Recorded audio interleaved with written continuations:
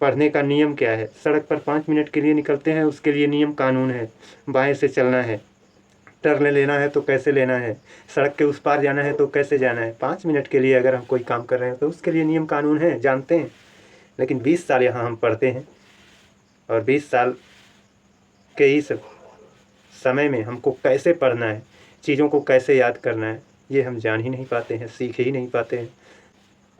एक चीज़ हमेशा याद रखना कि अगर सूरज की तरह चमकना है तो सूरज की तरह तपना होगा। अगर गुलाब की तरह महकना है तो कांटों के बीच ही रहना होगा। तुम जागे हुए स्टूडेंट हो, तुमको पता है तुम्हारा लक्ष्य, तुमको पता है पढ़ने का सही तरीका, तुमको पता है रणनीतियाँ, तो तुम उस 20 लाख की भीड़ में नहीं हो, है ना। तुम आगे से 5-6 हज़ार की भीड़ में हो, बाकी सब तुम्हारे पीछे हो गए। केवल आप अपने पढ़ने का सही तरीका अपना लो ना, तो 20 लाख स्टूडेंट में तुम्हारा 19 लाख स्टूडेंट उसी दिन तुमसे पीछे हो जाएंगे। आज मैं जो बोलने जा रहा हूँ, हो सकता है उसे सुन करके बहुत लोगों को तकलीफ भी हो, लेकिन जो बातें सही हैं उसे तो बोलना ही पड़ता है, चाहे वह आपको तकलीफ दे या फिर आपको कुछ सीखने को वहाँ से मिल जाए। कहते हैं कि मरे हुए इंसान को या मरे हुए बच्चे को, स्टूडेंट को पढ़ाना बहुत आसान होता है, लेकिन एक जगे हुए इंसान को, जगे हुए स्टूडेंट को पढ़ाना बहुत कठिन होता है। जिसे अपने लक्ष्य का नहीं पता है,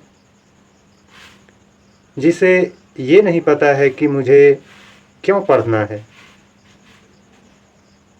जिसे ये नहीं पता है कि मुझे कैसे पढ़ना है, वो इंसान, वो स्टूडेंट मरा हुआ स्टूडेंट ही तो कहलाता है। और जिसे पता है कि मुझे याद कैसे करना है, मुझे परीक्षा के लिए तैयारी कर रहे हैं तो 90% कैसे लाना है, मैं अगर किसी परीक्षा को पास करने जा रहा हूं और उसको पास करूंगा तो मेरी 80,000, 70,000, 50,000, 40,000 सैलरी होगी। इन सब चीज़ों को लेकर के जो जग गया है, जो पढ़ रहा है, वही इंसान, वही स्टूडेंट तो एक सच्चा स्टूडेंट है। और उसे पढ़ाना बड़ा कठिन होता है, क्योंकि वह एक सवाल आप बताओगे तो वह 10 सवाल दागेगा, पूछेगा। पढ़ाने वाले की हवा निकाल कर रख देगा वो।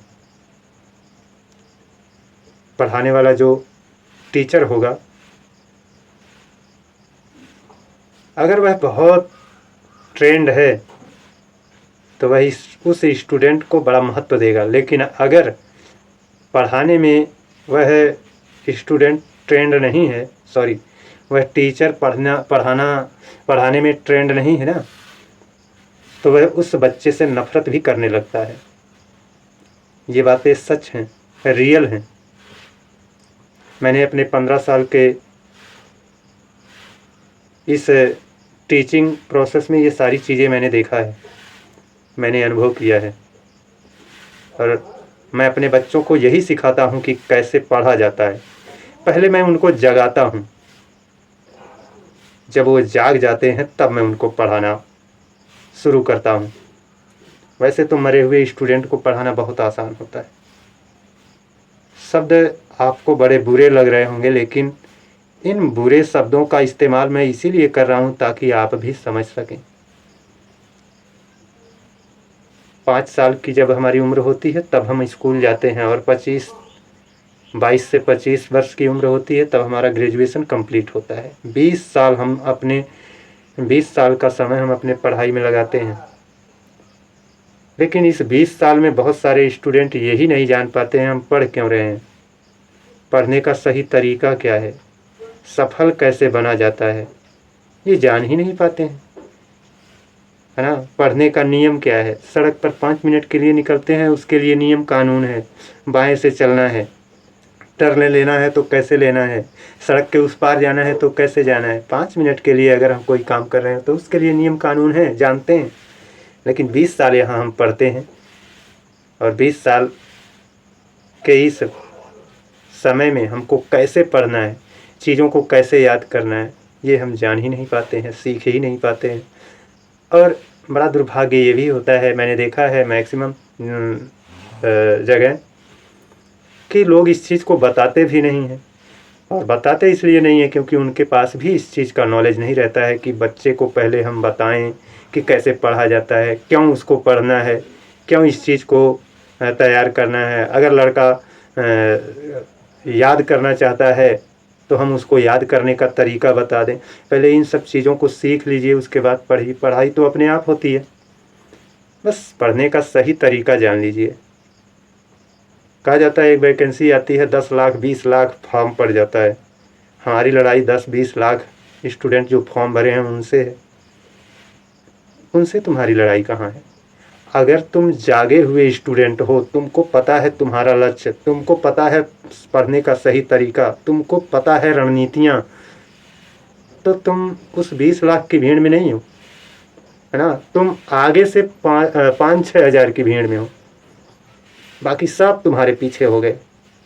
केवल आप अपने पढ़ने का सही तरीका अपना लो ना, तो 20 लाख स्टूडेंट में तुम्हारा 19 लाख स्टूडेंट उसी दिन तुमसे पीछे हो जाएंगे। और YouTube पर तो बच्चों को जगाने का काम अभी मैंने स्टार्ट नहीं किया है। शायद ये मेरा पहला वीडियो है जिसमें मैं आप लोगों को कुछ समझाने का प्रयास कर रहा हूँ, जगाने का प्रयास कर रहा हूँ। सफल बनने का तरीका क्या होता है, पढ़ने का तरीका क्या होता है, याद करने का तरीका क्या होता है, ये सारी चीज़ें मैं आप लोगों को YouTube पर अब आऊँगा और दूंगा। एक चीज़ हमेशा याद रखना कि अगर सूरज की तरह चमकना है तो सूरज की तरह तपना होगा। अगर गुलाब की तरह महकना है तो कांटों के बीच ही रहना होगा। ये चीज़ें सुन लेने से सिर्फ काम नहीं चलेगा, इसे अपने जीवन में उतारना भी पड़ता है। जब तक आप अपने जीवन में इसे नहीं उतारोगे तब तक आप सफल नहीं हो पाओगे। हैं 2 लाइन, सूरज की तरह चमकना है तो उसकी तरह तपना भी पड़ेगा, और गुलाब की तरह महकना है तो कांटों के बीच रहना भी पड़ेगा। ये 2 लाइनें ही हैं, लेकिन इन 2 लाइनों को जिसने अपने जीवन में उतार लिया वो आज बहुत ऊंचाइयों पर है, और जो नहीं उतारा केवल बस सुनता है भूल जाता है, सुनता है भूल जाता है। क्या मतलब है?